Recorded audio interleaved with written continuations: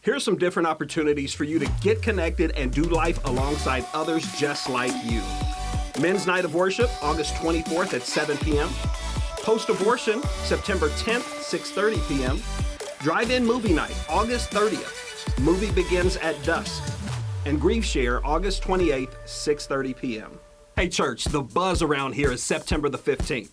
So what's happening on September the 15th? Let's take a look.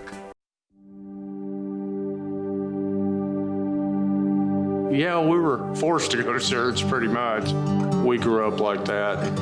Since I was a kid, every time I go to attend to any certain church, that was really strict for me. A lot of the rules that came along with church just felt like these, who do I need to be in order to be loved? This is how you have to dress, this is how you have to behave. I can remember running around the pews in our old Baptist church in Chicago, and my dad was leading worship and stuff like that. So it's always been a part of my life, even sometimes if it was at a distance.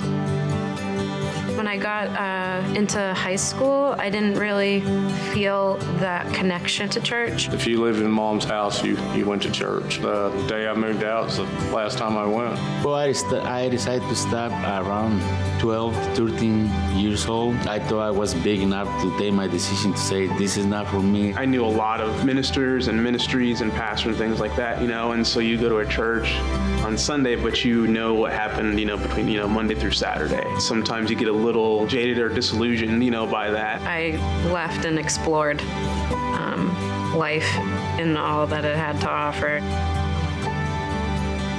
How I was, I didn't feel I belonged in a church. I've pretty much done any kind of drug that you can do. It was always like I still had this anxiety and depression inside, so the things that I turned to were alcohol and marijuana. I was searching, really looking for something else, trying to find a meaning in something on my life which never find it. My brother for sure was the front door for me because I had such a close relationship with him growing up. My daughter Stormy started going to church continuously when she was probably 14. I'm a plumber in there, and I get to the house and I start laying out the blueprints, and I start thinking there, what these people think, we can do miracles?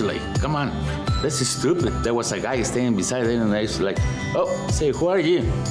And he's like, well, I'm the owner of the house. And I was like, oh my God, I want that moment the floor used to open and you swallow me right in there. And so when my brother came to me saying Ash, you gotta check out this church, and he was excited about it, I was like, okay, this is something. Before I left that day, he come talk to me, and he get to the point to come and invite me and say, he asked me, do you want to go to church?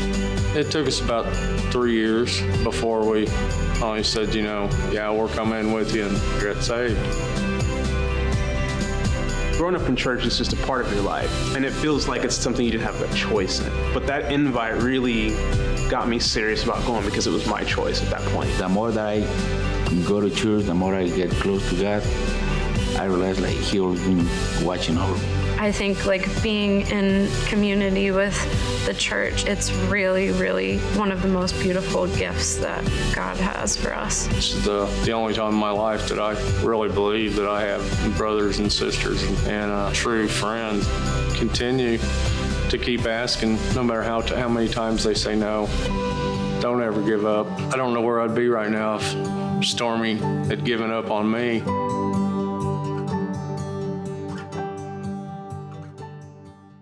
Back to church Sunday. Who will you invite? We are asking everyone to start praying about who they're going to ask. It could be life-changing for someone. Check out our social media for more opportunities on how to invite someone. Thanks for checking out what's going on around here. For more information about our connection groups, stop by the welcome desk where you can sign up for events and groups.